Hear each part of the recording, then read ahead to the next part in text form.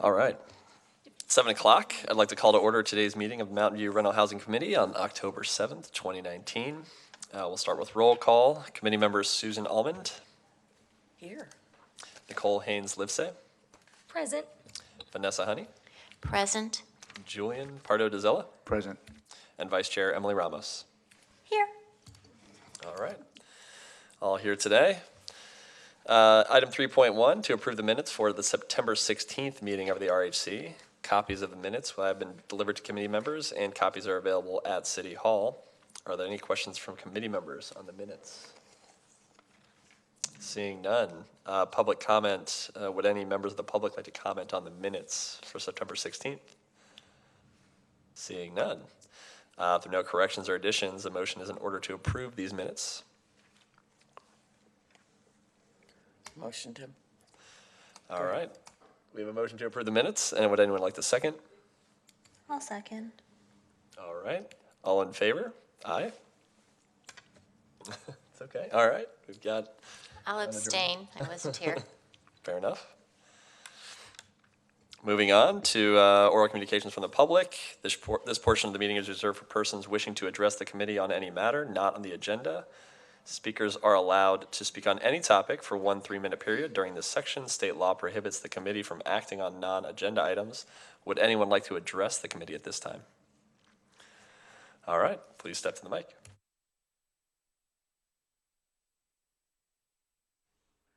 Hey, Alex Brown, Santiago Villa, North Bayshore, Mountain View, member of the Mountain View Mobile Home Alliance. Just want to ask you guys to please request a study session on mobile home issues in the city, particularly involving the rents and rent increases in the 6 mobile home parks as it pertains to what you can do under the CSFRA, what actions are available to you, please. Thank you. All right, thank you for your comment. Any other comments? Okay. We'll move on to item 8.1, the administrative compliance policy. And we have a presentation from Anki. Thank you very much. We would like to recommend that that the Rental Housing Committee provide input regarding a potential administrative compliance policy with regards to the CSFRA. All stakeholders in the CSFRA currently have enforcement options in the CSFRA. First of all, through the petition process, which process has been thoroughly detailed by the Rental Housing Committee through its chapters on petition process and regulations. They can take court action or they can take administrative action. The Rental Housing Committee itself is also authorized to take administrative action through the mentioned CSFRA articles in this overview. The Rental Housing Committee can establish rules and regulations for administration, but also for enforcement of the CSFRA. It can publicize provisions of the CSFRA, including rights and responsibilities of landlords and tenants. And it can also establish a schedule of penalties that may be imposed for non-compliance with the CSFRA or with the rules and regulations. A non-administrative action is that the Rental Housing Committee is also authorized to bring legal action, although that needs approval of City Council. The staff in its daily operations would like to request the Rental Housing Committee to kind of delve a little deeper in what actions and what administrative policy you would like to adopt. We definitely would like to see if you're interested in staff providing courtesy compliance letters to tenants and landlords, including payment of annual fees, rent rollback obligations, code compliance, the AGA, and banked rent increases. Such a compliance letter would potentially diminish the need for petitions and would save staff some time and work with regards to compliance of the CSFRA. We hope that these courtesy letters will initiate contact between staff and tenants or landlords to resolve any miscommunications or misunderstandings that there might be there under the CSFRA, and therefore clearing up any possible non-compliance issues. The staff could research the following options based on these sections, which we previously mentioned, and that would create a more proactive administrative compliance process, a little bit more detailed than just the courtesy letters. And we would like to compile some research so you can see what the options are to be adopted. So we have two questions for the Rental Housing Committee today. First of all, is the Rental Housing Committee in favor of an administrative courtesy compliance letters to empower tenants and lenders to better understand their rights and responsibilities? And the second question is the Rental Housing Committee in favor of staff researching options for a more proactive administrative compliance process to bring back in a future meeting? That's the end of the presentation, and happy to answer any questions. All right, thank you, Anki. Since this item is for review only, discussion and action, sorry, there is no action that we're taking today, but this would just be for discussion and then to give you Actually, if guidance. you could give us an answer to question one, yes or no, then we can move forward with that part. Okay. And then the second part is, will you want to direct us to provide further research for us? Okay. For you? Thank you. I have a question. Sure. Yep. Committee questions. So, currently, do you address or send out letters on an individual basis? And this would sort of organize it into a regular process? These courtesy letters would be individual letters. Currently, we do not send out letters. No. I noted that there's no fiscal impact. How does that work with sending letters? So the letters would just be sent in case that we detect any misinformation or miscommunication between a tenant or a landlord when either one of them contact us. So instead of just saying file a petition process, we could just first send a courtesy letter to see if things can get clarified without having to go through a petition process, and that probably answers your fiscal question as well. Is it your opinion that the number of petitions is extraordinary and therefore we would need a courtesy letter program? We don't know what an ordinary amount of petitions is, but we always favor mediative process if possible, or just clarifications and education of all the parties involved. So do we have a lot of petitions outstanding from tenants and or landlords? I think it's a minimal amount, isn't it? Yeah, we currently, I think this year we are at number 45 or something. No, we just started a new fiscal year. For fiscal year 2018-19, we had 51 petitions. And currently we have 7 tenant petitions, and we will have at least 2 landlord, if not 3 landlord petitions coming up in the next few months. Thank you.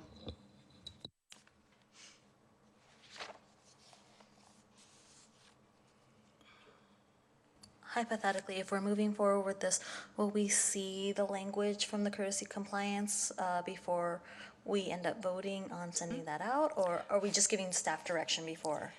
Yeah, so what we envision is that you just give the green light to us to send out courtesy letters. That's just further an administrative tasks. Usually the Rental Housing Committee does not approve or disapprove the content of letters or administrative procedures once they're regulated.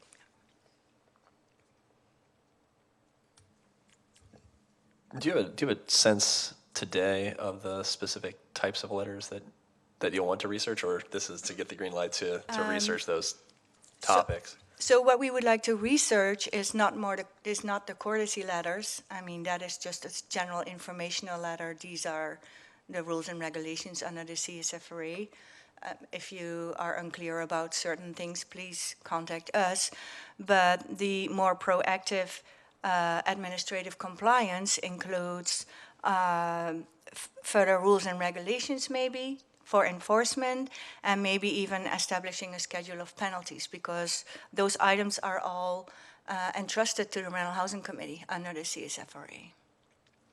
Thank you. And, okay, so that clarifies it for me. So number one, same letter goes out to, the idea is that you would just have a general letter that's not dynamic or not differentiated per person. It's really just a standard letter. It's probably a standard letter, and where we probably may have a box where we say, it seems like this is a little unclear to the parties. Do you want to emphasize, and we want to emphasize on that topic, and please contact us if we can be of further help. Okay, but you would envision it going to everyone? That letter goes to who we think is not in compliance or is not fully understanding the CSFRA at this point.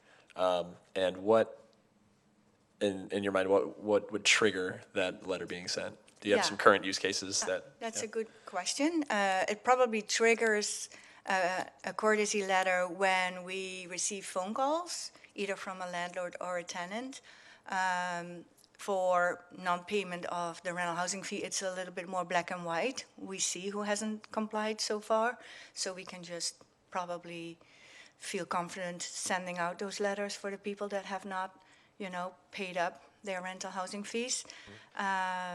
Patricia, you want to give some examples of people that talk to you about?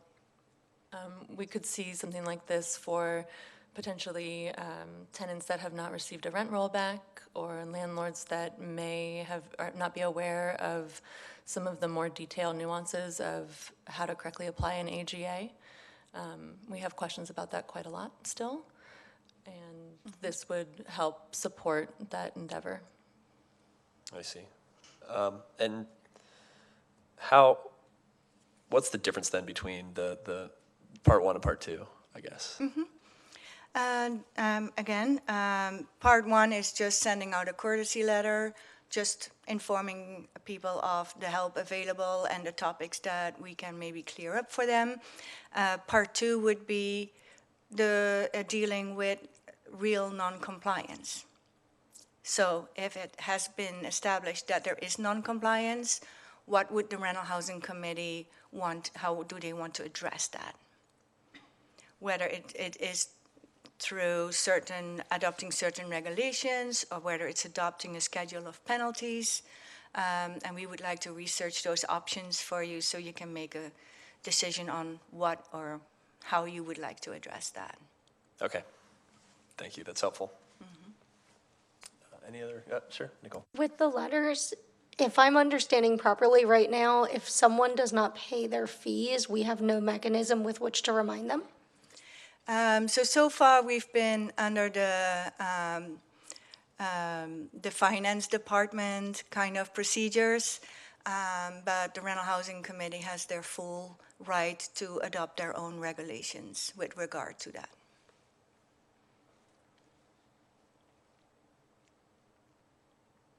All right, any other questions? Sure, Julian. You probably told us before, but can you give us a sense how many instances there have been of a non-payment of fees issue, in the last year or so? Andrea, you want to give an overview? Yeah. So looking at fiscal year 2018-2019, 43 properties have not paid, and that would be a total of $1,029. $1,029. 129,000. Yeah. 43 Properties. 43 properties. units. 981 units. So some of the larger complexes. So are those, is that still outstanding, or is that, okay, so, and have they received any kind of communications that was kind of like asking about this? One Yeah. delinquent letter. From finance. from our finance department. So do you know what the policy is with the finance department and how they collect?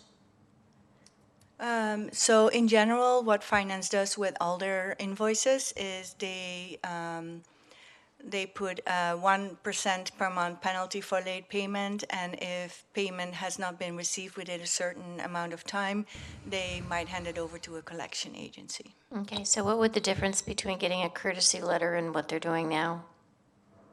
Our courtesy letter comes from us, and we want to know why they're not paying the rent, and we want to delve a little deeper, and hopefully they'll contact us, because right now we have no idea why they're not paying.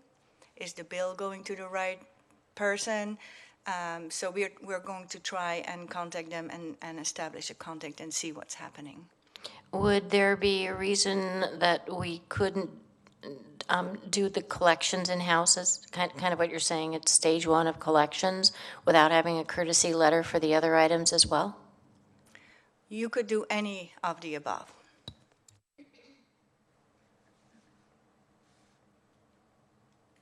All right, any other questions? Seeing none, would any members of the public like to comment on this item? All right, Ms. Keating?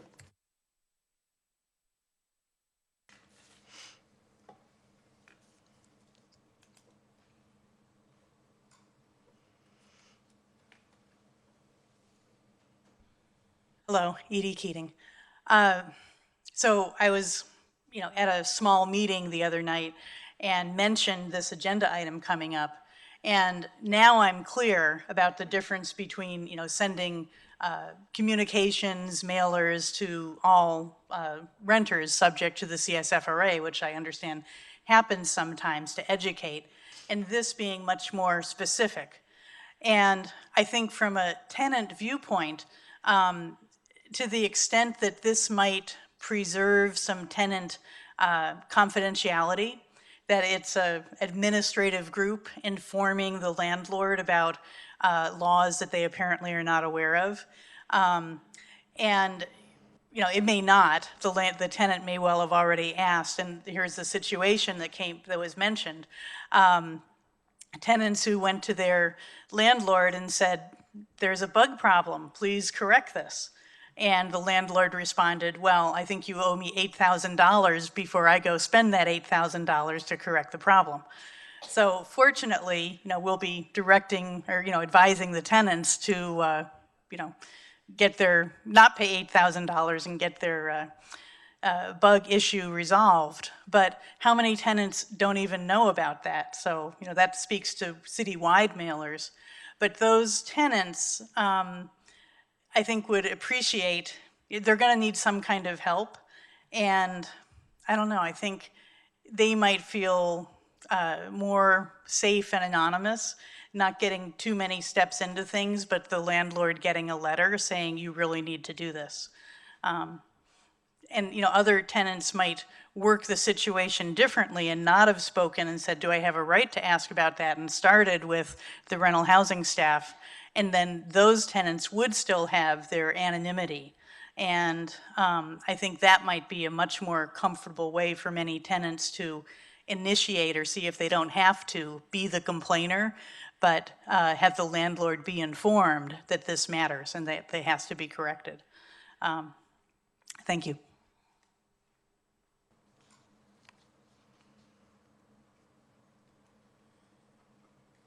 Thank you for your comment. Any other public comment on this item? All right, seeing none, we'll turn it to committee deliberation. Would anyone like to begin? I like the fact that this is sort of community education and dinging someone for the fees. I mean, so we're accomplishing two things at the same time, and we're still at such a stage of infancy for CSFRA. I think there are a lot of cases where people still need the information in order to know that they really better pay up, And I like that it would come up from RHC rather than Finance Department. All right, anyone else?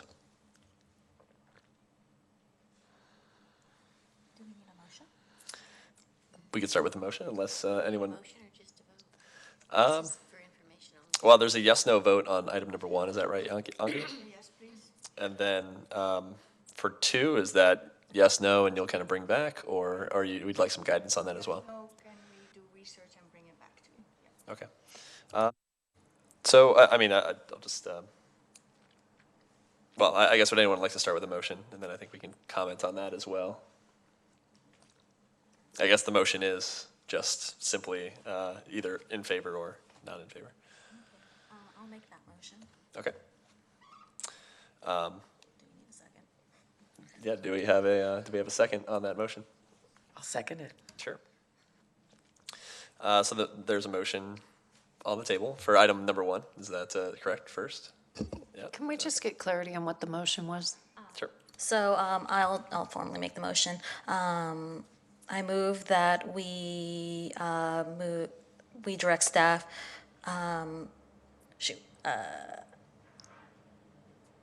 We are in favor of administrative courtesy compliance letters to empower tenants and landlords to better understand their rights and responsibilities. Sure. As a friendly amendment, I'd offer, oh, sorry, and then we did get a second on that, right? Yep. Okay, great. So I think I'd offer that the topic of research or that the scope of compliance letters would be informational. And I think this is what Anki is getting at, that it would be informational to the parties, but not necessarily taking specific action. And it sounds as though it's relatively targeted to people whose staff has reason to believe that the party may be out of compliance. And again, it's just informational. If that's already baked into this, then I feel comfortable supporting the motion. Are we ready to take a vote on item number 1 on the motion that's on the table? Was that an amendment to the motion? I think just a clarification. I think, was that included in your motion? Was anything I said? Be accepted by the I will- maker and the seconder. You want to say administrative informational courtesy letter? Let's do that. Is that okay with you? Is that what you were looking for? I think so. I think it's more that it's targeted. And again, we'll make the final decision after you've come back with another specific proposal, or this is it. For the courtesy letters, we would start as soon as you guys gave the green lights, but that's just the informational courtesy letter. And then we'll come back with research about other enforcement options that you can decide upon. Got it. And so right now, there is no intent that you would say, or else this happens. Okay. That's what we would research in item number 2. Okay. Then I'm not sure if the amendment is necessary. Okay. I'll speak to my motion if that's okay with you, Sure. Chair. Committee member Allman mentioned, is that it feels like our committee is still in its infancy. I mean, it's what, 4 years old now? 3 years. It's 3 years. 2.5. 2.5. We're toddlers. And I remember, especially in the beginning, there was a lot of confusion to what our law actually was, and there is still confusion to what our law actually does. And so any opportunity to clarify that through official channels is really helpful, because on both sides of this law, there is misinformation. And any opportunity we have to clarify that to the community is a win. And so that's why I'm in favor of at least having some sort of letter that pushes forth. Every once in a while I do, and I'm sure my colleagues here also get questions from either landlords or tenants being like, is this allowed? And I'm just like, call the helpline. And anytime it's a really easy answer of just pointing them to the helpline or the compliance letter rather than having them dig through the ordinance or our regulations is always much better for everyone. That is our job as being the board that interfaces with the community, to make this easier for the community to understand these laws. I just have a question on the compliance letters. Are we envisioning a CC, which is also called a courtesy copy, going to either the tenant if the letter is primarily geared for the landlord, or the landlord if it's geared for the tenant, just to ensure that everyone's getting the same information? Yes.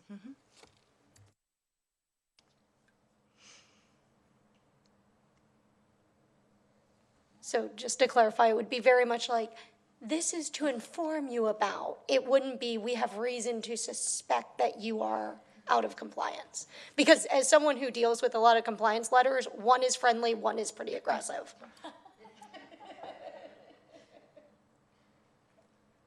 I think on that point, I'm not sure how everyone would feel about copying all the tenants on the landlord letter or copying, or vice versa, right? I mean, that could, I think if this is informational and you're out of compliance, you haven't paid your fee, I think for that, at least for that first letter, depending on what we decide for number 2, I don't know if I'd be in favor of copying all of the tenants on that letter. Anki, is that the intent, or is that something we decide here?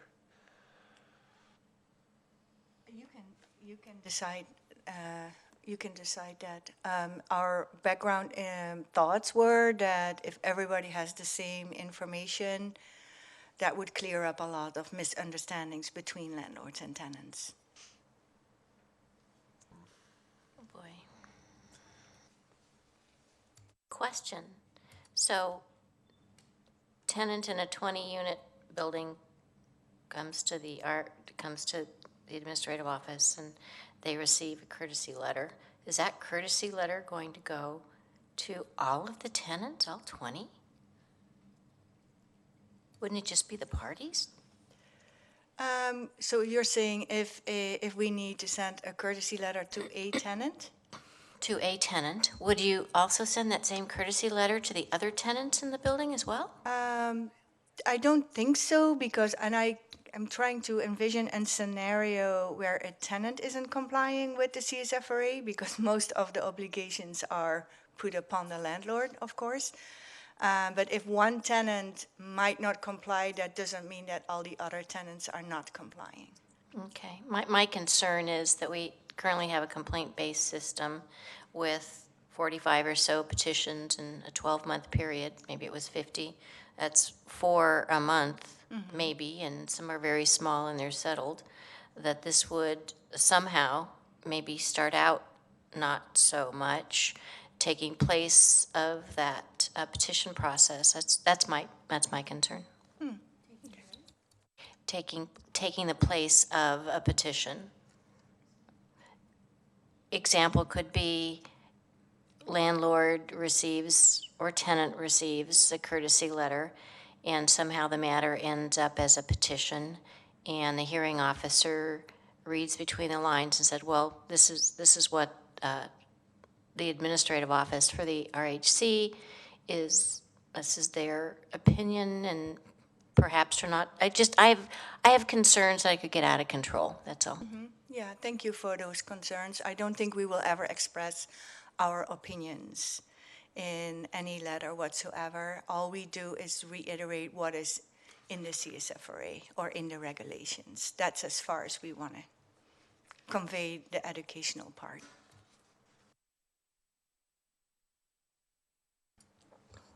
So for clarification, Emily, on your motion,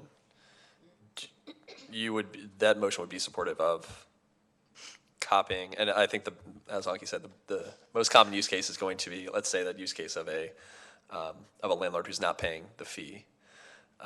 Is your motion, are you supportive of CCing everybody in the building when that's the case? One of the concerns I have is, because another use case of this, I'm assuming, is if a tenant comes and calls the hotline and says, so my landlord cut the heat on me and yada, yada, yada. So you just that would be a good use of a courtesy compliance letter. It doesn't say specifically about the heat, but if you CC that one tenant, it's almost like someone totally snitched on the landlord, and I don't want that to be a concern either. But the idea of all of them is, it's a protection bubble for that one tenant that essentially snitched on the landlord. But it could get, I understand that it could get out of hand, like my complex has like 250 units. But at the same time, I want some protection, at least for that tenant, if they come forth with that kind of information, because I don't want retaliation. So if I may clarify, if the heat is cut with one tenant, that is usually not a reason for a courtesy letter. It's more like something that affects all the people in the apartment. The one person where the heat is being cut, that is way better dealt with on a one-to-one basis, whether we want to use mediation or the petition process, whatever the tenant feels more comfortable with, that is more easily arranged in that way, but it's more for violations that would affect either all the tenants. I mean, maybe as a friendly amendment, I might add perhaps the first outreach for a particular building could be just a one-on-one letter to the landlord saying, here's what we've heard, or here, we think that you may be out of compliance. Here's the information that you would need to correct that. If no action is taken, then perhaps you could CC everyone. But you have a petition process already. We Yeah, I don't mean, want this to replace the petition process, and that's my concern. Well, I think to some of the public comment, or I guess my feeling is that a tenant could use this as an initial way to bring up to the landlord, we kind of know what our rights are. We think you may be out of compliance with the rights. We're not going straight to, I think submitting a petition is, both parties, it's extensive, both parties are giving up a lot of information. I think there's a disincentive actually for both sides to actually go all the way through with the petition process, and that's why we have mediation. And I think this could be a good way to keep that anonymity of the person who's calling in. Let the landlord know they're kind of on notice. We know what our rights are, and we think we see what's happening. Maybe it's right, maybe it's wrong. Maybe they are misinterpreting. But then the next step is petition. The petition process is always there for the tenant. We have had both parties, tenants and landlords, ask for an intermediate step such as this before having to file a petition. Especially for tenants, they are concerned about negative action from the property owner against them for filing a petition. And staff has also heard of instances where that has occurred. So potentially having an option where it is a kinder, gentler, this is a courtesy notice so that you know that you may have some concerns here, please reach out to us and contact us so that we can help, would be beneficial from what I've heard on a day-to-day basis. Sure, Emily. I mean, I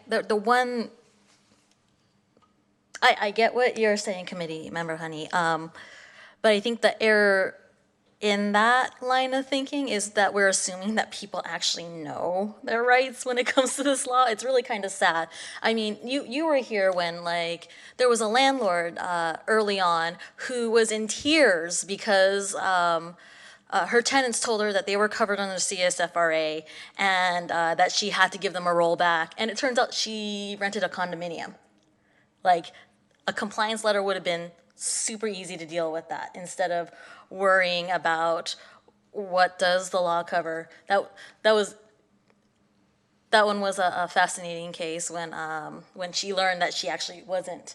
That she was exempt from the CSFRA. There are things like that a letter would be just a simple fix for everyone involved instead of going through the petition process and then finding out, oh, that actually is not a thing.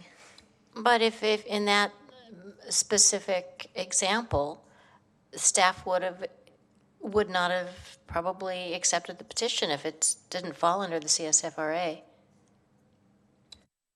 Correct.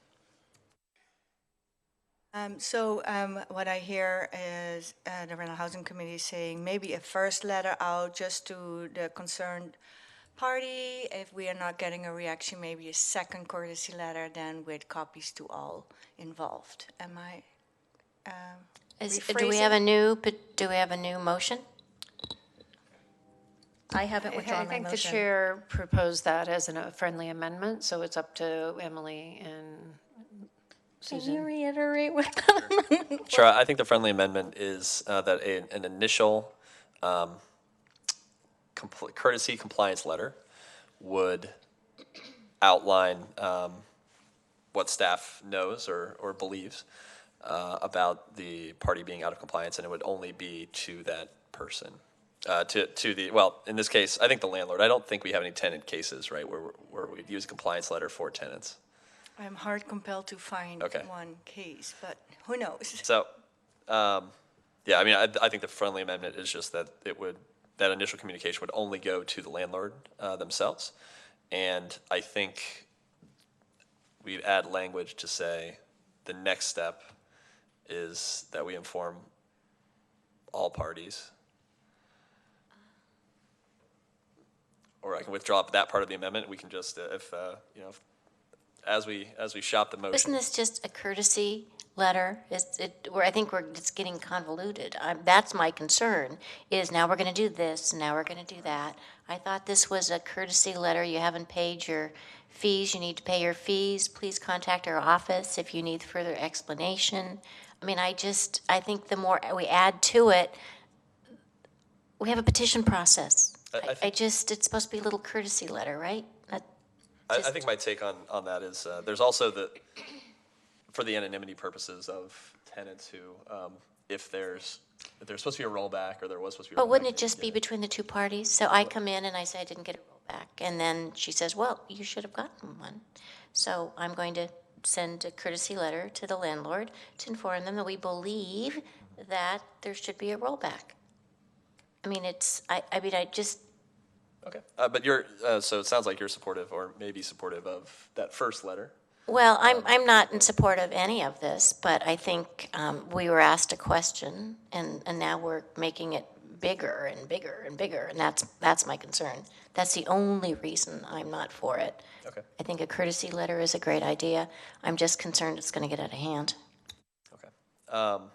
So my friendly amendment, to get back to that, I'll let you comment since it's your motion. I think the friendly amendment is that it would only go to the landlord. I'll take off the second piece, the second round of action that would happen, but it would just go to the affected landlord. Are you willing to accept that? Are you willing to accept that friendly amendment? One clarifying question. Should a tenant reach out and be the reason of this compliance letter, is there any way for them to check in with you to see if a compliance letter was sent? So here's the question then for the Rental Housing sorry. Committee. Yeah, so if we get a specific complaint from a tenant, and as a result, we're sending this courtesy letter to a landlord, should not even that tenant get a copy of that letter? Here's my quick take is yes, that ideally, but I worry about from an anonymity standpoint that being preserved. So now you've got it in the system that it's been CC'd to, or maybe the landlord sees the mail go out that day, right? Mm-hmm. I worry about the anonymity piece there. Mm-hmm. So I think you could verbally confirm this is what we're going to do to that tenant when they're on the call. Again, this is getting more into process, but I am concerned about just really preserving the anonymity of the tenant. One point, we're talking about two different things. Did I pay a fee? That is a yes or no answer. And then everything else is we have suspicion that you may be out of compliance. It may be smart to parse those into two different types of courtesy letters if we're going to move forward with a courtesy letter, because did I do or not do a thing? Well, that's pretty easy. No, your check has not cleared or your electronic funds transfer has not hit. it's not done. That wouldn't need to go to anyone else. I could see that being embarrassing for a landlord who's struggling financially. I don't like sending that to everyone else. You're perhaps not rolling back your rents, or you took more than the AGA and you weren't banked. That's a different conversation because that's an allegation. That's not a yes or no, we have burden of proof yet. So I think they would actually be two different letters and would need to be handled as two different letters. Question for staff. When you were drafting this first question, was this a thought, what was relating to the two separate instances? Was your thought for the first question just about the payment or about the, oh, okay, so this was all of it? Yeah. Okay. So not complying with the CSFRA comes with certain consequences. And not a lot of people might be aware of that. If a landlord doesn't materially comply with the CSFRA, he's not allowed to increase the rent. So those are things we would like to communicate in that letter to the landlord.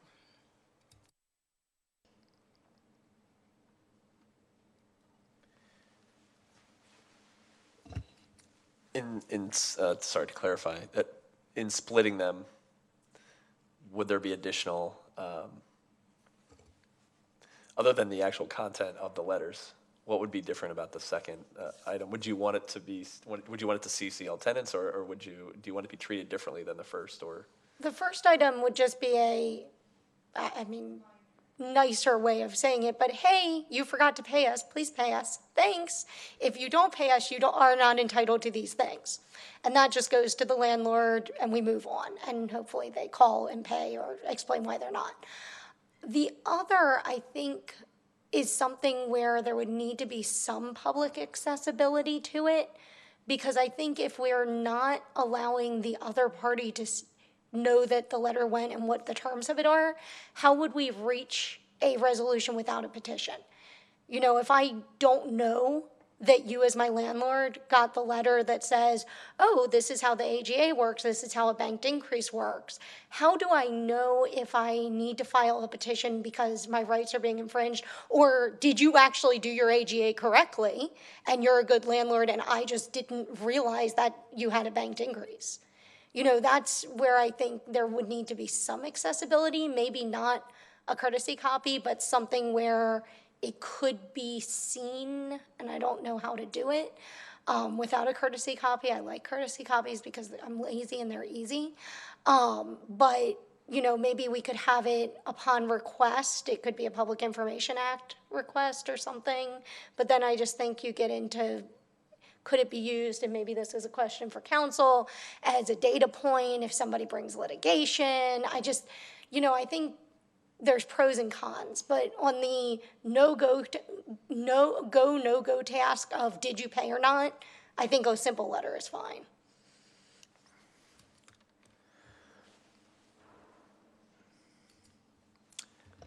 So I think Nicole makes a really good distinction between something that's pretty perfunctory to say, listen, you haven't paid, cough up. And I think that's something that most of us can. It's a very simple concept. It's an administrative function, and I think that's something that I would support. But going beyond that, I think this is a very significant issue, because I think we would then be delegating an enormous amount of authority to staff to determine what specific issues are out of compliance, or I think it becomes a very a much more complicated exercise to determine how exactly these communications are presented to landlords and the specific language at issue. And I think that becomes a bit more delicate. We're trying to be, we're supposed to be impartial.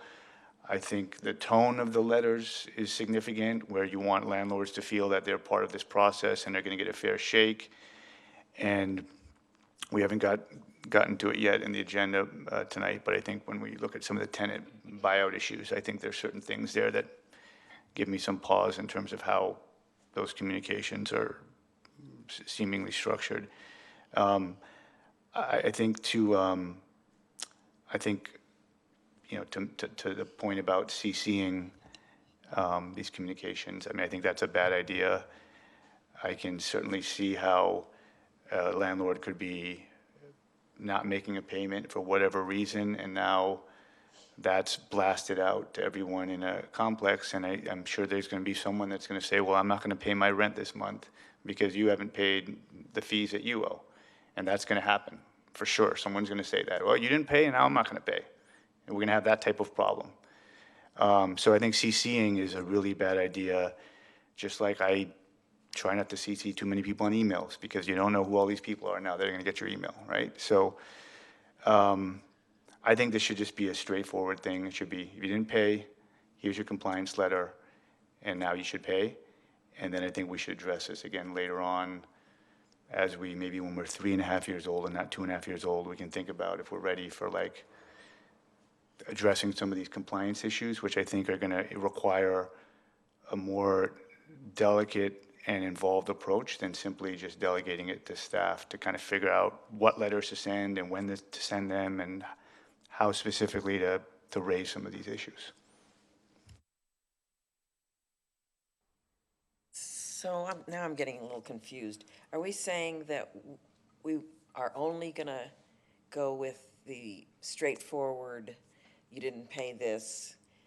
What, does that mean also the rollbacks and everything else? We're saying we're not gonna include those as compliance letters? I think, Well, you have so a motion on the floor that is not that limited. So, and I have not heard any acceptance of any amendments to that motion. So I think the amendment, did you approve my original amendment or? So I am open to amendments, but you're Okay. gonna have to remind me exactly what that amendment was because we did a whole roundabout of what this is. So my motion was pretty much a yes to the first question. Any amendments, I am open to adding amendments as you see fit.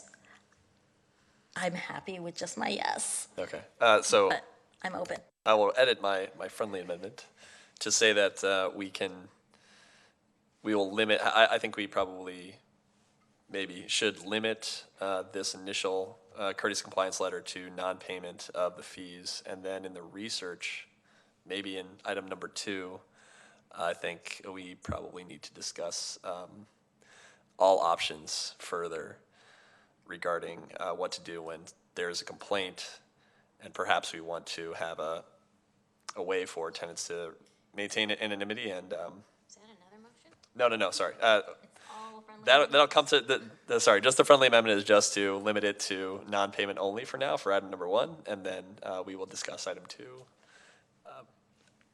That's not actually part of my friendly amendment. Just the first part I just said.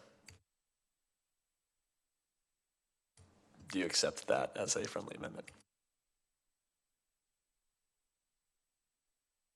So this is just for the better have my money kind of letter. That's the straightforward one, and only sent to the landlord. Yes. And then we're gonna deal with number 2.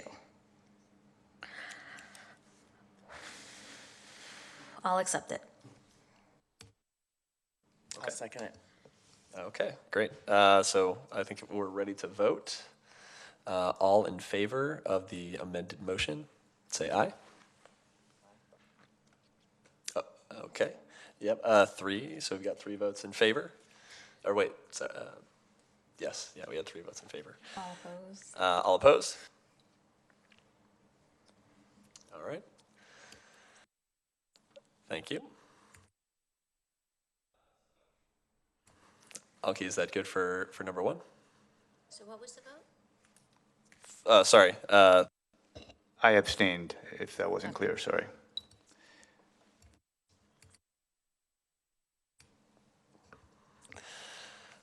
So we've got number 1 squared away. So we'll move on to number 2. And the question on the table is the RHC in favor of staff researching options for a more proactive administration compliance process to bring back in a future meeting? Do we have a motion?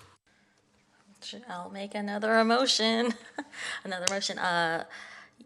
The RHC is in favor of staff researching options for a more proactive administrative compliant process to bring back to a future meeting.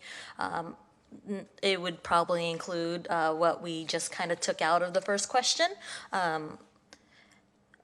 and perhaps other ways that we can find a more proactive way of letting people know their rights and this law and fighting any misinformation.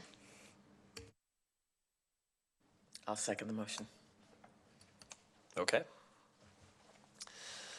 Shall we give more detail? Or not necessary? Okay. Are we ready for a vote? Would anyone like to comment on what they would like to see in this? Just not too aggressive, please, would be my main commentary. An allegation is an allegation, it's not fact. And as someone who has seen a lot of compliance letters, there's a very big difference between you have manipulated the market and you may have done something by mistake that led to market manipulation. One is an accusation, one is an informational. So I would just try to stay on the informational side. And maybe I'm negative on compliance letters because I see them a lot. So are you now referring to number 1 or number 2? Number 2. Oh, because that would include probably, at least for us, bringing back to you all the options that are available for you under the CSFRA. I'm just saying positive options. Options where we're positive in language are cool. Well, I think we should call the vote, and then I think we could give you some additional guidance under this realm. So we are voting on the motion submitted by Emily in the affirmative or in favor of staff researching those options for us. All in favor? Aye. All opposed? 2. All right. Then any other commentary that anyone would like to direct to staff? Why don't we see what they bring back to us? We can do that too, yeah. I think my only thing to add I'd like to see some comparisons versus other jurisdictions, as we always do.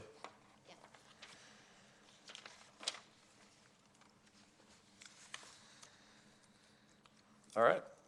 Are we all set on that one? Great. So now we've got item 8.2, Community Outreach and Communication Plan Overview. We have a presentation from Patricia. There we go. Item 8.2 is an overview of the community outreach efforts for fiscal year 2018-19. The purpose of this is to update the Rental Housing Committee on community outreach and education efforts for the CSFRA. In June of 2018, staff briefed the RHC on outreach efforts to inform the public on the CSFRA. Staff refined the outreach goal from fiscal year 17-18 for fiscal year 18-19 to increase community awareness and understanding of the rental protections and related services available for landlords and tenants in Mountain View in a manner accessible for all. And the objectives to support this goal were to develop consistent materials to clearly communicate the CSFRA, to increase engagement to better inform and assist the community, and to improve program efficacy, efficiency, and compliance to improve transparency and foster trust. In order to support this, staff performed a variety of activities throughout the year, including, but not exclusively limited to, the following. We created and distributed biannual newsletters that were mailed to all tenants and property owners in Mountain View. In doing so, we also have them available in Spanish and in Mandarin. We've redesigned outreach materials, including reformatting of all petitions based on feedback received from community members. We increased the number of workshops facilitated and the number of community events that we attended. And we designed and deployed 2 phases of the Rent Registry online platform. Diving a little deeper, our major accomplishments included 31 forms, templates, and additional materials designed and distributed, the majority of which are available in all 3 languages and can be found on our website. We redesigned 4 brochures, developed and distributed those materials. We attended or hosted 44 workshops, clinics, and events, and we updated and maintained 12 website pages. Diving a little deeper into outreach.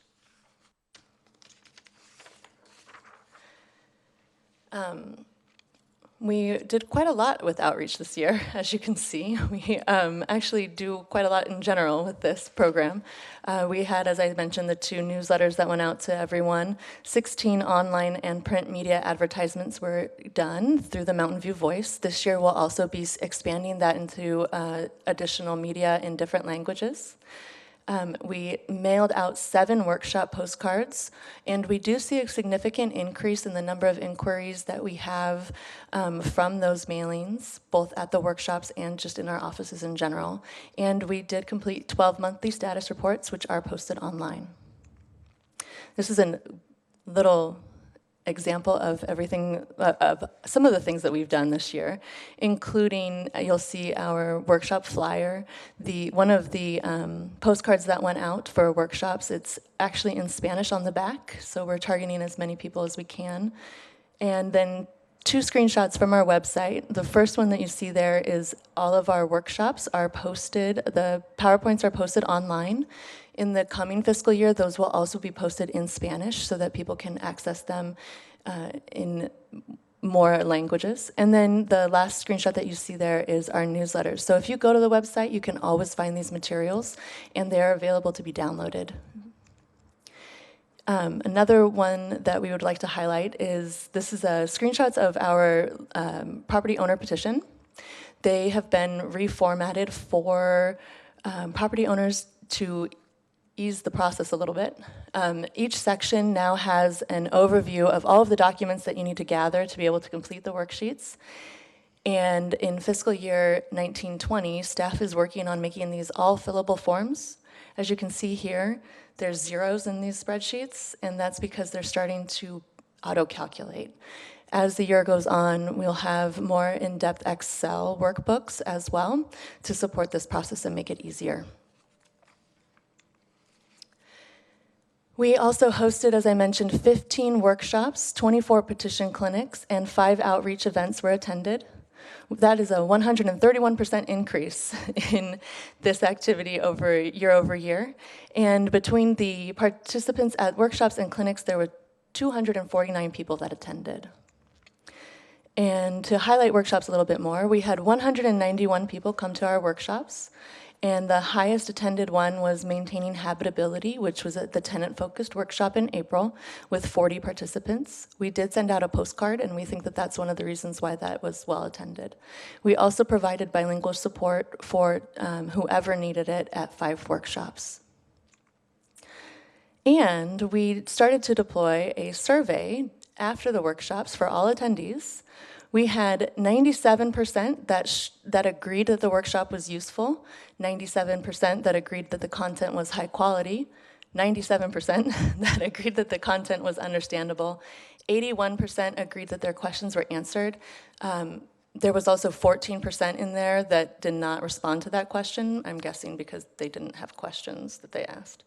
And then 100% of our respondents agreed that they would recommend the workshop to someone. So we're pretty happy with that. The next thing we'd like to highlight is the Mountain View Rent Portal. And right now we have the 2 phases done. So property owners can register their properties and their units online and submit required noticing. In fiscal year 1920, we're working on having the tenant and landlord petition process be something that can be done through this portal. We're getting somewhat close with the tenant petitions right now. It's quite a lot of back-end work. So we're going through that process with tenant petitions, and once that's done, then the property owner petitions will follow.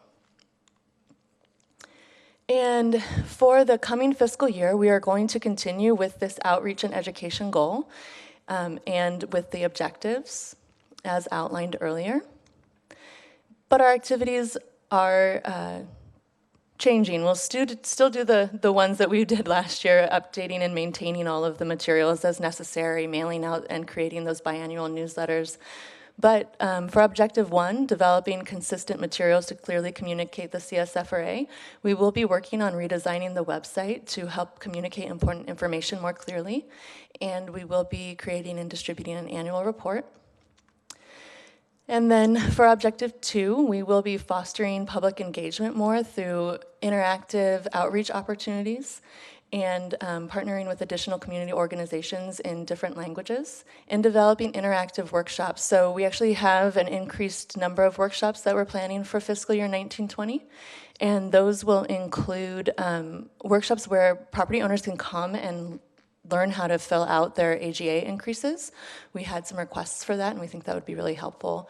And also for tenants, if they need help filling out petitions. Obviously, we already have our petition clinics, but we're formalizing it into our workshops a little bit more. And then the last one, objective 3, we will be deploying more customer service satisfaction surveys to help us get tangible outcomes for everything that we do. So all of the petition processes that people go through with our office, we'll have a customer service survey for that. One thing that staff would like to mention is that was a important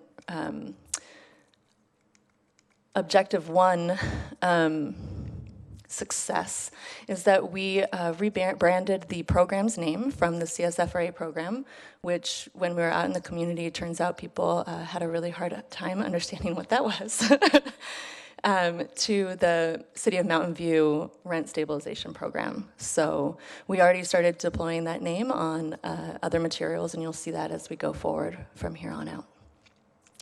And that concludes staff presentation, and ready for questions if you have any. All right, committee questions. Emily? Do you have a calendar for workshops next year yet? We have a tentative calendar, but it's not yet public. Okay. Do you know when that will be public? Soon. Okay. Before the calendar year starts. So I'm shooting for end of November, beginning of December. Are you looking at having the workshops based on what provided more higher attendance or what you've been asked more questions about? We're going to continue with a lot of the topics that we had this past year, but then also expand the number of workshops so we'll have more topics. We want to make sure that we're reaching as many people as possible, and some of the as with anything, starting a new program and having a lot of outreach and a lot of workshops, which the number that we're producing with our tiny team is quite a lot. We want to make sure that people can really access them. We had some really valuable ones, including 2 that are coming up about essentially learning how to speak with and work with your property owner, or learning how to speak with and work with your tenants in a helpful way. Those are coming up at the end of the year, and we want to foster that kind of community conversation more. So we will have those continuing. We have a few other ones that we're excited about. We're also going to be hosting some of the senior centers, specifically during the daytime, so that seniors can attend. And the locations are going to change. So this past year we held them at the plaza because it's accessible, and the community center was not yet open, but now the community center is open. And so we'll be hosting some there, and we're also going to continue to do more outreach through the school districts. So we had a few opportunities where we were able to present through the school district last year, and we'll be continuing that with more outreach through the school districts, and hopefully even attending PTA meetings and doing quick informational, this exists here, this is what's going on, and this is why. And we've had that request from the school districts, so it's not just us seeking the school districts out, but they're coming to us requesting that information. So we're going to continue with that too. Very impressive. Yeah. So what, I know we have Project Sentinel that's available to answer phones and do some things too. And I know we pay them quite a bit of money, and we've got 4 staff members now, correct? Full-time staff members in our office. Good, great. And then what's the interaction with Project Sentinel? Because I haven't heard their name brought up lately. Oh, well, Project Sentinel runs the Mountain View Rental Housing Helpline, as they have since they started with us, with the program. So all of their roles and duties have remained the same. They also oversee the hearing administration, just as they have for the past few years. Okay. So all of that is continuing. So with them. do the calls come into Project Sentinel first before they come into staff, or how does that work? Typically, they go to the Mountain View Rental Housing Helpline, yes. Thank you. Sorry, any other questions? Question for me, on the distribution of the cards and the mailers, what is our distribution right now? So for the newsletters, they go out to all tenants and all property owners in our database, which is pretty extensive at this point. It's relatively accurate, we believe, too, which is good. We don't get a lot of returned mail, which is a good indicator of that. And then postcards we send out to, if it's a landlord-based workshop, we'll target them postcard mailings to property owners. If it's a tenant-based workshop, we'll target it to tenants. And then if it's one that's open to everyone, we'll mail them to all tenants and property owners in our database. Okay. Do we have any reason to believe that the coverage, there are gaps in coverage of the buildings that, I mean, I know you mentioned the 43 buildings that haven't paid, but do we have any other signals that we may be missing other buildings or tenants? I think the indicator would be more the language barriers that lead to missed opportunities for outreach, which is why we're really starting to focus on making sure that we are providing the materials in as many languages as possible. As for perhaps missed buildings, we believe we're pretty spot on with it at this point. All right. Cool. Thank you. And what languages do we offer on the helpline if somebody were to call? Do they have Mandarin and Spanish at all They have times? fluent Spanish speakers at all times. Any language that's necessary can be utilized through translation services, and I believe that they do have relatively regular access for Mandarin speakers. But for instance, if someone called and needed to speak in Russian, we can get that service for them. Great. Any public comment on this item? All right. Seeing none. Any final closing comments from the committee before we move on? Or was there any specific feedback that you were looking for? Okay. Emily? I had the opportunity to go to a couple of the workshops this year. Those were always fun, and like how I mentioned before, it's actually kind of stunning how people actually don't know this law, and it feels stunning to me because we work with it day in and day out. But like, you're just like, oh, normal person doesn't know the law. That's good to know. I suggest people checking out, my fellow committee members, checking out these workshops when they get the time. There's a lot of them, so you have a lot of options. I do believe that we need to let Anki know if we are going. That way we don't violate the Brown Act or anything like that. But I do recommend we all go. Oh, and when are we going to have an open house for the new office? Probably in the spring. One thing just to mention is that we are continuing to work on paring down language from the more legal language that we had at the beginning of the program to be now more accessible as we move forward, just to make it a more relatable document so that the outreach is as effective as possible. So that is continuing. That was one of the main focuses of this past year, and we will continue that effort, I think, probably in perpetuity. So just note that things change in our program, and we're working hard to make sure that people are as informed as possible.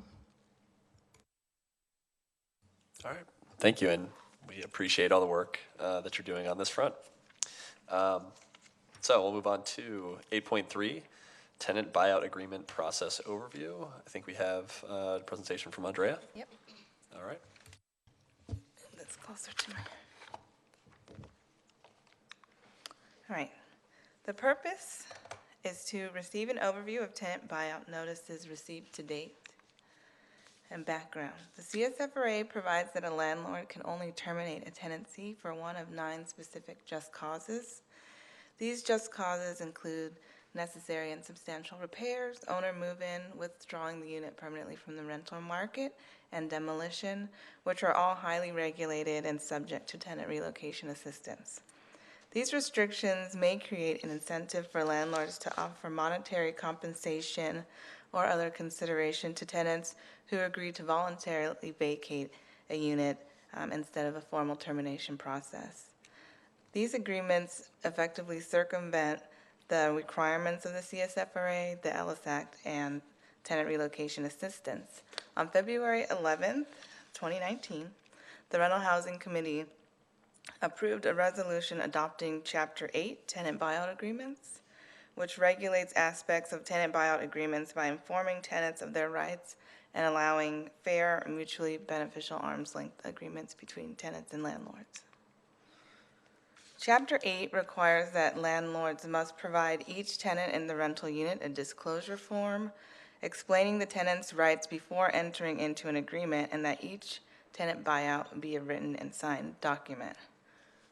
Here, the Rental Housing Committee has published a disclosure form online on our website, and it's available in English, Spanish, and Mandarin.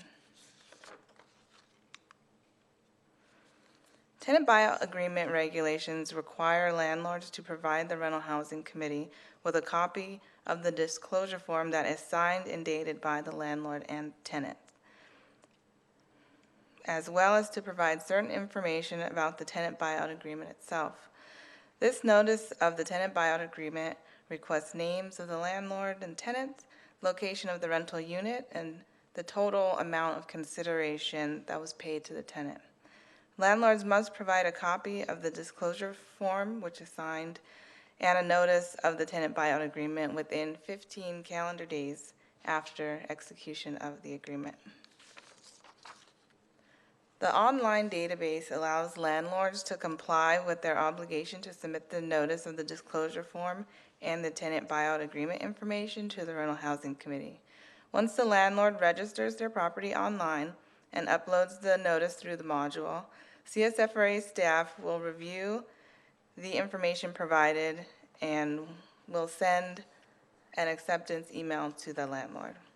In the event that the landlord desires to make a correction to the notice or has rescinded the notice, there is an option built in to the online database that allows for the withdrawal or editing of the notice. So to date, the Rental Housing Committee has received copies of 5 disclosure forms and notices of tenant buyout agreement information. In the 5 cases, they involve 3 properties, each consisting of between 3 and 8 units. And the tenant buyout agreements include compensation packages varying from $10,000 to $40,000. And that concludes the update of tenant buyout submissions.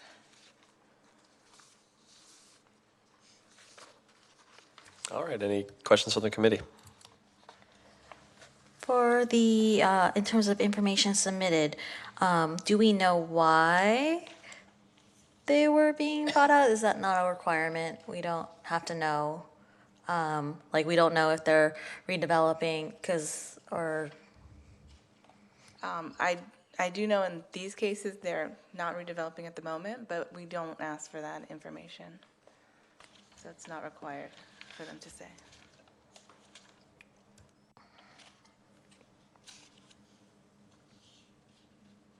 In terms of, sorry, I'm still going with questions.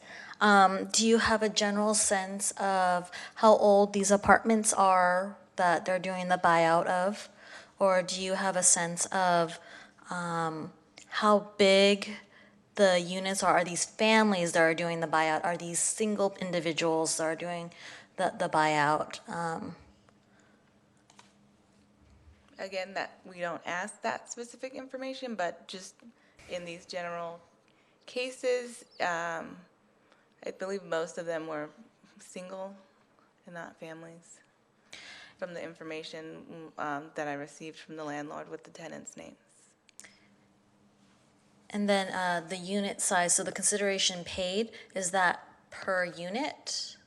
Yes, yeah. And then for the property unit size, That's the building size. So property A has 8 units total, property And- B has 3, property and- C has 4. so in terms of property A, one person was bought out?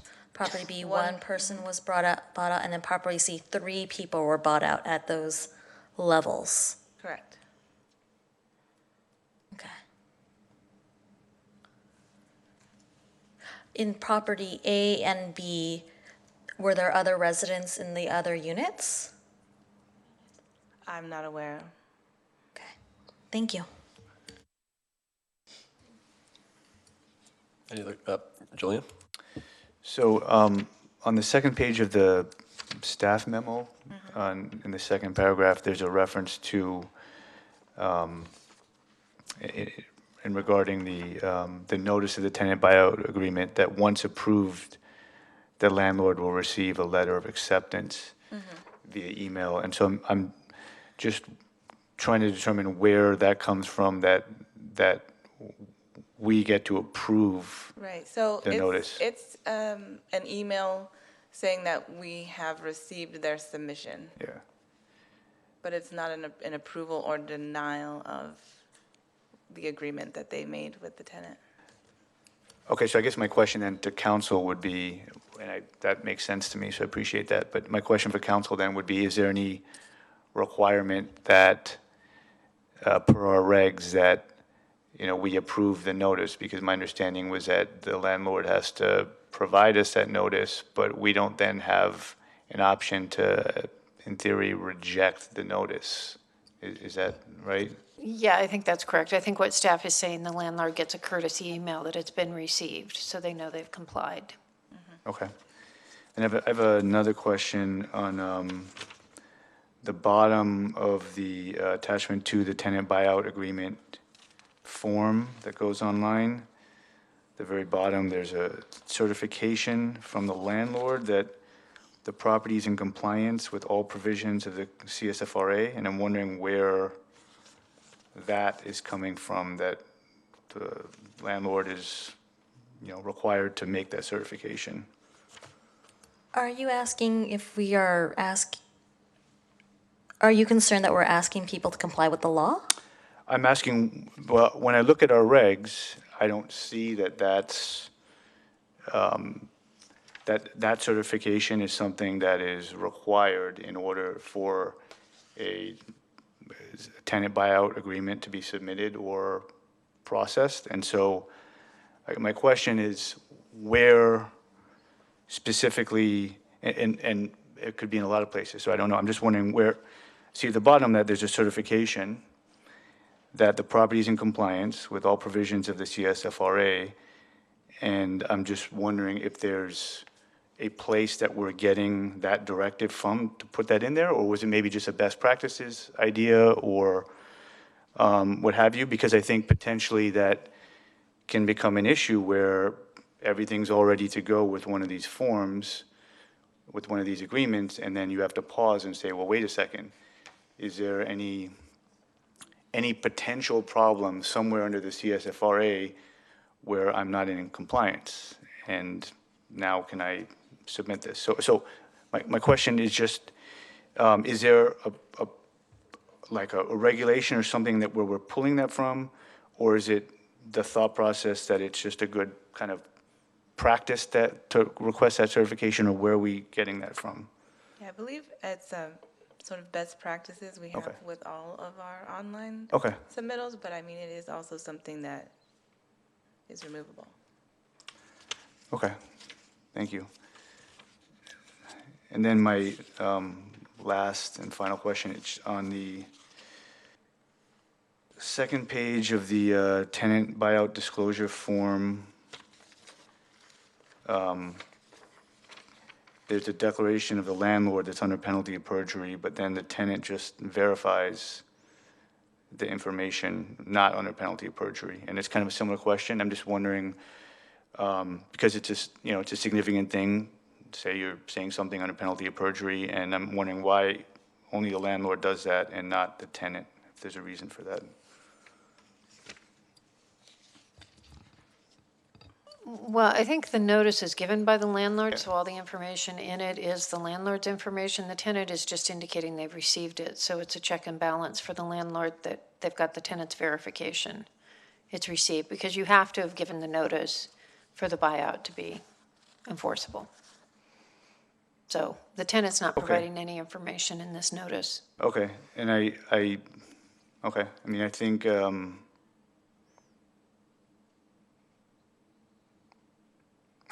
I think there might be a little ambiguity in terms of how the, you know, I've given a copy, whether you personally provided it or how you served it for the landlord, that I'd want to maybe clean up a little bit, but that's helpful. Thank you.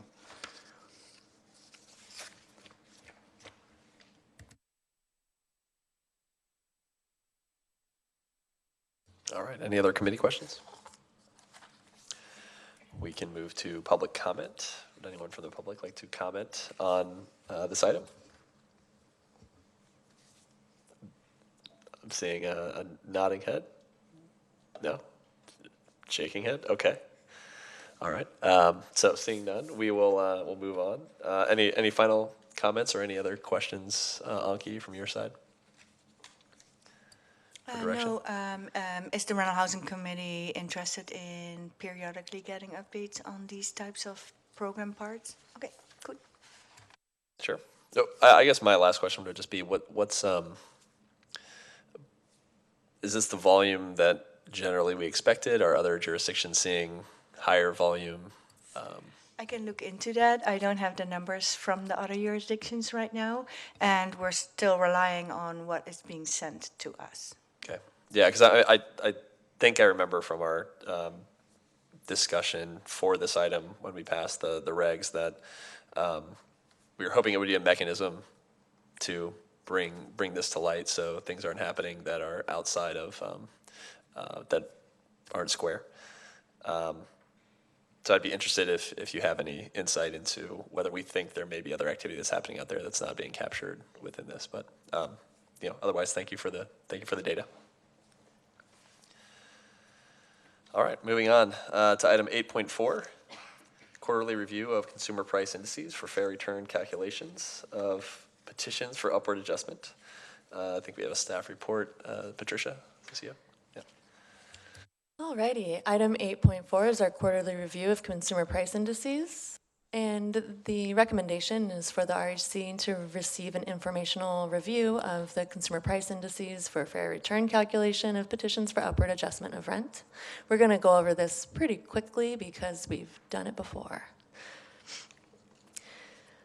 Sections 1710 and 1711 of the CSFRA charged the Rental Housing Committee with promulgating regulations to clarify the petition process and ensure rents are set to allow for a landlord's fair return. Petitions are heard and decided by hearing officers and may be appealed to the RHC. During the July 24th, 2017 meeting, the RHC adopted a fair return standard based on the rent of primary residence, which was defined as a certain set geographical area and then was refined by the federal government about a year and a half ago. In March 26th, that was when the fair return standard geographical area was updated based on the federal government. And then back in November 26th of 2018, then Chair Ortiz requested monthly updates of the CPI and quarterly comparisons between two indices. We also added the third one in there, which is the housing index. And staff would like to remind the RHC that it's within your purview to review and revise regulations as necessary, which is why we go through this exercise. The three CPI indices that we look at are the all items, all urban consumers, the CPI housing, and the CPI rent of primary residence, which is the current one for the MNOI fair return standard for petitions. Right now, the three indices look like this. So this is going back to when the RHC and the CSFRA started, back in December 2017, through the most currently published index, which is August of 2019. And we have 23% for the CPI rent of primary residence, 19% for CPI housing, and 14% for CPI of all items. So you can kind of look at this as a compounding of percentages month to month, year to year. And this is how it's used in the petition process for the maintenance of net operating income calculation. And it helps to determine whether the AGA maintains a property's net operating income. And if calculation results are in a negative number, the property may be subject to an increase greater than the AGA. Now, you've seen all of these tables before because we have not had any new landlord petitions for a little while, not since May of 2018. However, so we're just going to skip over these because we've talked about them. And this is the differences between what the adjustments may have been based on the data that was provided by the property owner between the two indices. But staff would like to note that we are going to receive at least 2 property owner petitions within the next month or so, perhaps 3 for 2 relatively large properties and 1 smaller property. So I do want to bring up that this will become more relevant in the coming months as we start to process those petitions. Perhaps staff would like to make a suggestion in when we review these. Perhaps we review them, the RHC could consider reviewing them when we have those property owner petitions to update these tables. So that concludes staff's presentation on the CPI, and ready for questions if you have any. Thank you, Patricia. So we'll start with committee questions. Anyone have questions on this item? All right. We'll move to public comment. Any public comment on this item? Seeing none, we'll go back. Any now comment from the committee, particular regarding the proposal from staff? Sorry, it sounds like the proposal was whether to review this when we have another batch of petitions that come in to run the calculations. I assume to run the calculations on those. Okay. Any comment on that? Sure, Emily. Sorry, one question. Based on the ask of when we're bringing this back for us to review it again, when is the estimated time when we're doing that? Right now, it's on a quarterly update. Okay. And when will you have information about the 3 large properties? Or the new The property upcoming owner petitions yeah. coming up once they're filed. So Okay. yeah, it could be the next few weeks. It could be the next few months. All right. Thank you. I would like to recommend quarterly, continue it. Were you proposing an agenda item for that, or is this something that we could kind of pass on to the members of the rental housing committee? Well, I know that there had been conversations in the past about having this be an annual update or a biannual update, and thinking of those options, I was considering that it might be more amenable to the RHC to have it be when it's relevantly tied to current petitions. I see, gotcha. Because we always have the CPI update in the monthly status reports. So it's really these calculations that are what we're reviewing during these quarterly updates. Got it. Yeah, I mean, just my take. I think we had set this up with a concern that the difference could grow significantly, get out of control, depending on the number of petitions we had. I like the recommendation to provide that information and maybe back off on the number of dedicated agenda items that we have to review this issue. If that's what you're proposing to, okay. So I'd be supportive of that, but I want to get comment from everyone. So are you recommending that it be done annually, biannually? I think having a dedicated agenda item, maybe we move to annually. and say we're at quarterly right now. But yeah, again, if there's a way to, I think this is already in a chronological order, right? Looks like, I'm not sure what order these are in, but if you could just kind of tack on new properties that are not yet adjudicated, if just kind of monitoring as the petitions come in. And I think, as you've highlighted, that last column is the one that's most important. So I'd be interested in seeing that. If there's. So would you like staff to present it as it's relevant, or as we receive the petitions, or strict annual? Oh, sorry if I'm unclear.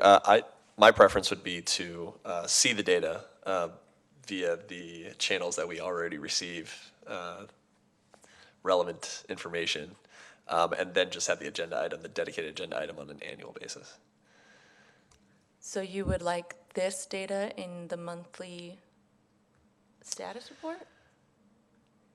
This data currently is only available via when you present it to us in an agenda item. That's correct. Is it possible to provide this in a running document? You'd have to clarify for me what you would like that in. This is all done. You don't need to do any rework on any of the properties that have already passed petition, right? So really, you'd just be adding on new petitions as they come in and Correct. just filling out. I think really that last page is the one. Wouldn't we do it when the decision is made, not when the petition is filed? No, these are not based on the hearing officer numbers. These are based on the numbers as provided by the property owner. No, I understand that, but I meant updating it when the petition is finalized, when the decision is made versus when a petition is filed. We could either do it when the petition is formally accepted by staff and it's public, or when the petition has been fully adjudicated. It's up to the RHC to determine. I would recommend fully adjudicated. I think I agree with that, just because I think when it's first, you need to receive a lot of information to get to this calculation, right? No, this is in the petitions. So, but don't our petitions get revised? That's not by very the often? hearing officer. Okay. We don't revise any of the information. So once it's in staff's hands, the numbers as provided by the property owner are what these calculations are based on. Okay. So the numbers that you see here are not the adjusted numbers that the hearing officer has used to determine an outcome. This is just going off of what a property owner has provided and how that would be affected by using the different index. I see. So.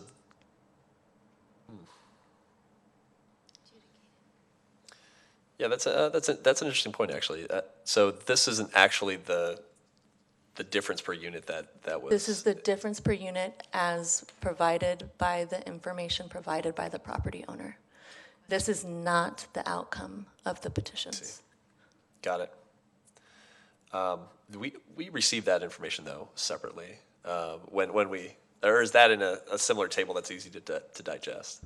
We have one that has been provided to you in the past. The data gets a little bit complex with the tenant hardship petition process now. Staff has provided you that data based on a variety of different ways to access the information, whether that's what the initial outcome of the petition would be if there was no tenant hardship petitions for a property. We've also provided it to you based on what the actual outcome was. But again, it does get more complex with the tenant hardship petitions included in it. Yeah. And we usually give that overview once a year when we review with you the status of our petition process and the processed petitions. I see.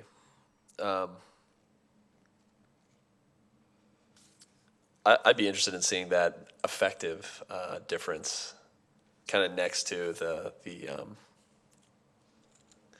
I don't know what we'll call this one, the initial calculation. Yeah. I think that's a good distinction to keep top of mind because it'll net out to be different. as far as how often to see this,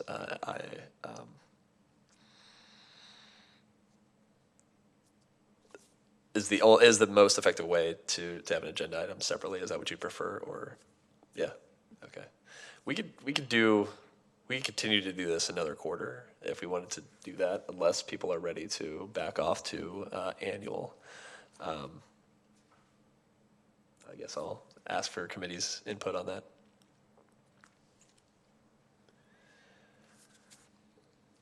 I would be okay with twice a year. All right, split the difference. Okay. Okay.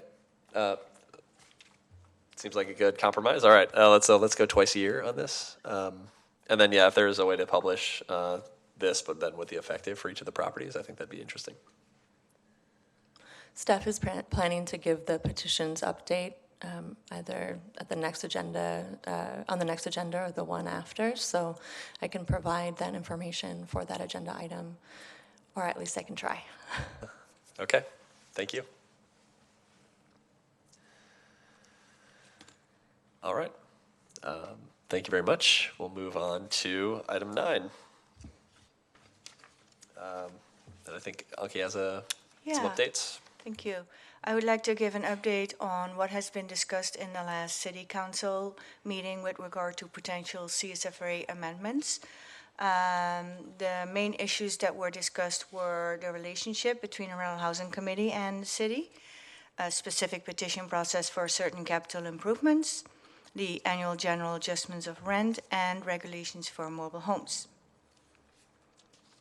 The City Council discussed the relationship between the Rental Housing Committee and the city, and recommended to only provide oversight on legal action taken by the Rental Housing Committee and possible budgetary implications for the city if the CSFRA budget would not suffice to provide funds for such legal action. They also were in favor of appointment and removal of Rental Housing Committee members, and they also indicated they were open to appointment of non-resident property owners if there were not enough Mountain View candidates for the Rental Housing Committee.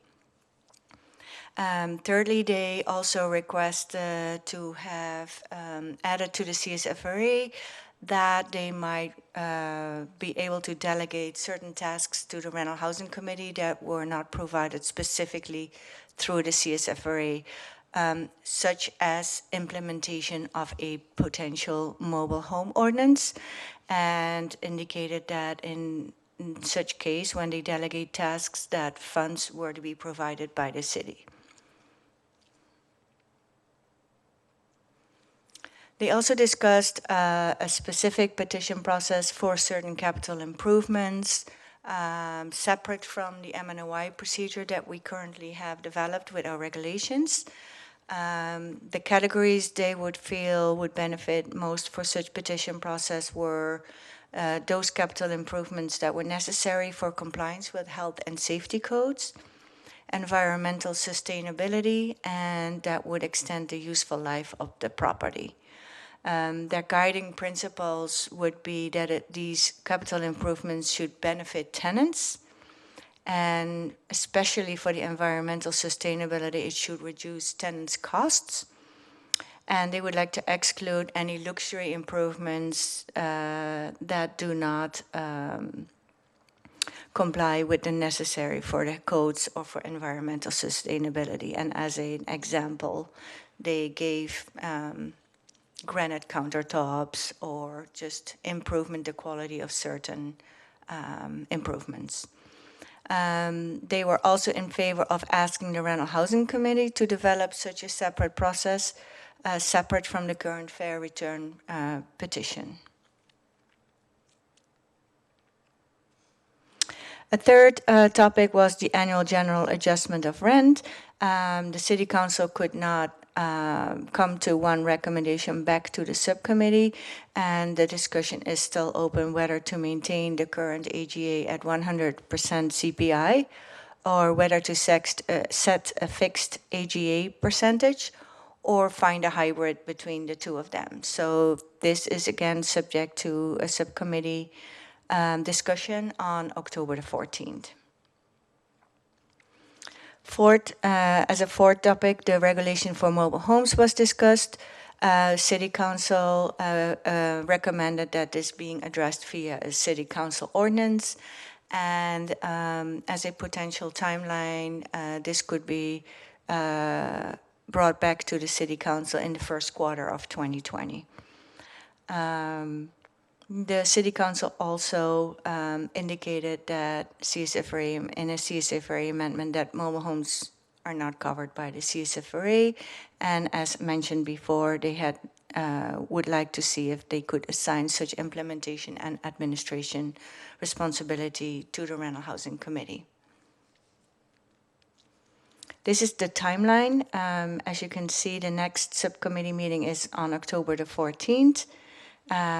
Where they hopefully will look at draft language and discuss all the different amendments that are being considered, finalize the language on November the 6th in their 5th meeting, and then hopefully bring it forward to the City Council on November the 18th.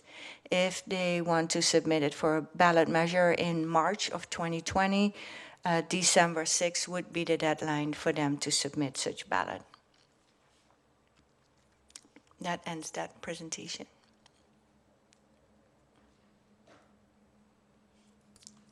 Thank you. Any I guess, comments from committee?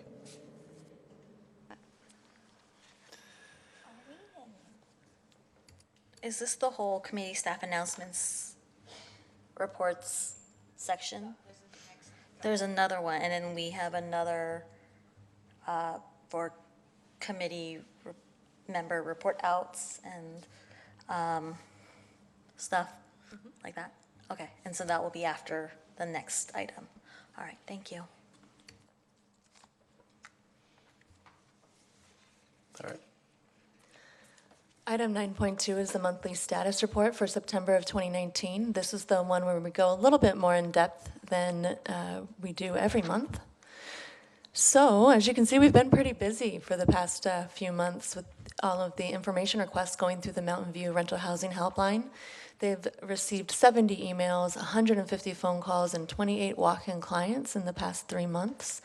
And those information requests are broken down in that newly updated and recategorized pie chart there. So you can see that the other CSFRA category is much smaller, which means that we get more detailed data. And most of the inquiries are having to do with just cause eviction issues and clarification of the annual general adjustment. As you can see, rollback issues are still coming in at seven inquiries, and we had 16 related to habitability.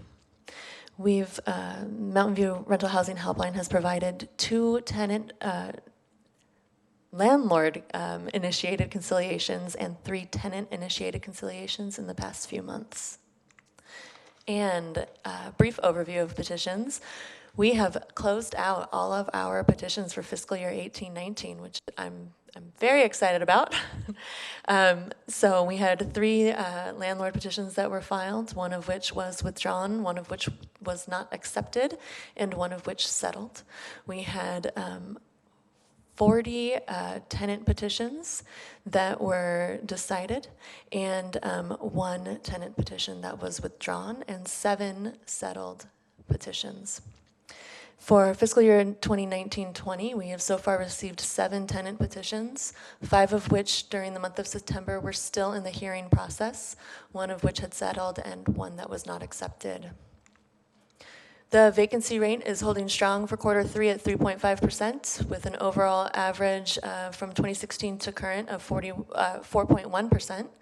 The average effective rent, which is what the market is currently charging on average for units built before 1995, is at $2,667.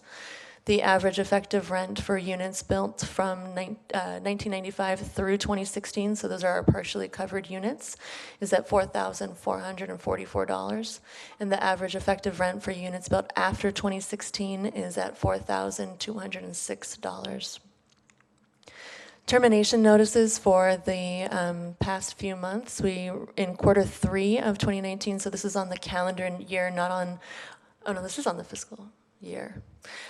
We received 2 breach of lease notifications and 1 nuisance notification.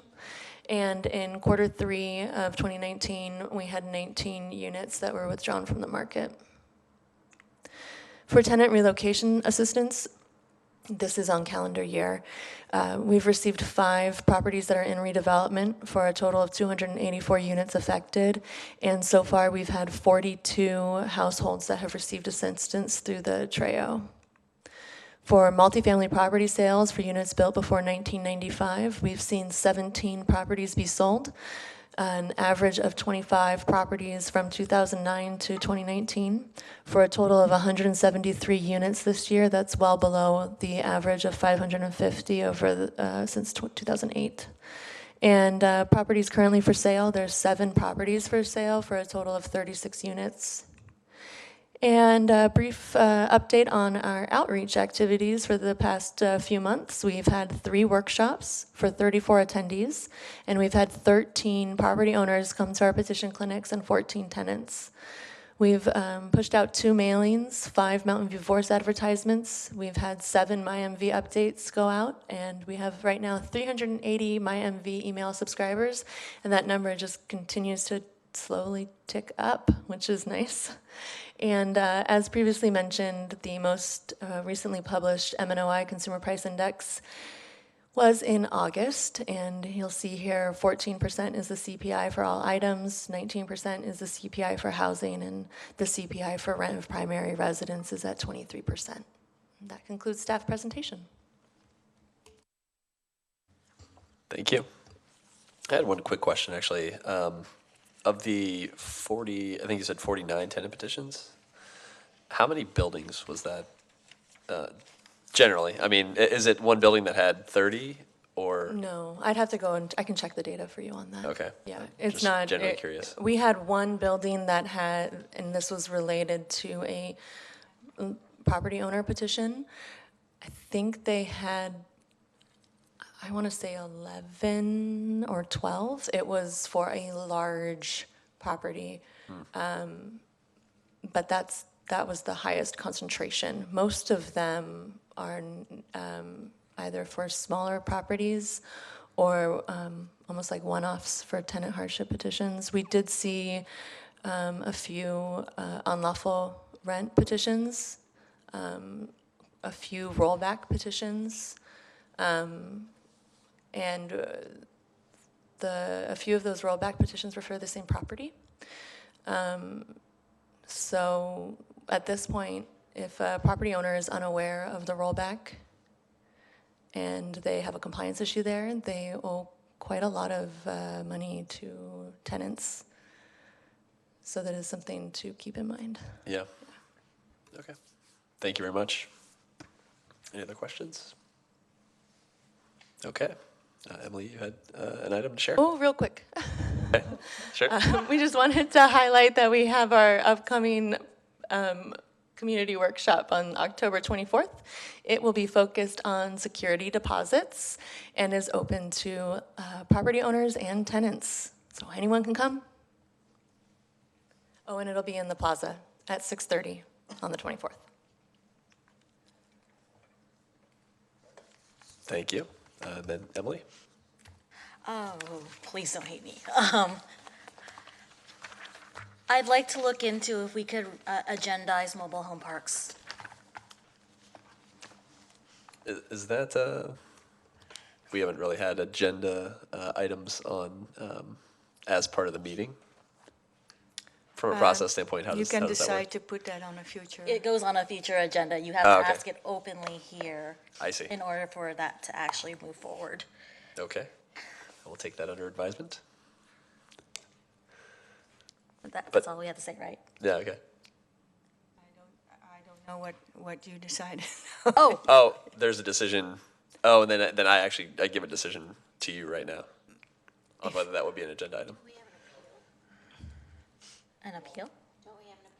Yes, there's currently an appeal still Is it timely? out there. On the agenda then, until that's Well, so your rules in Chapter 3 state that if a committee member requests for an item to be agendized, it should be put on the next agenda to determine whether it will be agendized. Wait, what? The request will be agendized to ask the committee if the item will be placed on a future agenda. So this is not on our agenda tonight, so we cannot actually take action on it. Correct. But we can put an item on your next agenda asking the committee if they want it on a future agenda. Sorry, that's what your rules say. No problem. So, Can never put something on the next agenda, except it's actually it's 2 months from now it would come up for discussion. Yes, I mean, the chair also has the ability to put items on the agenda. All right, but otherwise, it does go into the next meeting as a topic of topic of discussion on discussion whether would we agendize it fully. Okay. Okay. I will get that ball rolling. I request that it. Okay, thank you. It's done. All right. Thank you all. I don't think you called for public comment on item 9, which was the last 3 items that we asked for, so you can do it right now. Thank you very much. Although item 9, we typically don't have public comment for the announcements. It's an item, and particularly, this was a pretty substantive. Okay, fair enough. Anyone would like to make comment on item 9.1, point 2, or point 3, I think? Yeah, I just want to encourage you guys to take charge in the CSFRA amendment process and make it very clear to the subcommittee and to the council as a whole, like, what you do and do not find acceptable in your role as administrators of this law. Don't just sit back and send letters, but actually engage more fully, because otherwise they can take away powers that you might find useful. And just turn you into an advisory body. Yeah. All right, thank you for your comment. Any additional comments on items 9.1, 2, or 3? All right, seeing none, we will adjourn for the day. See you at our next meeting on November 6th, 4th? 4th, all right, see you then.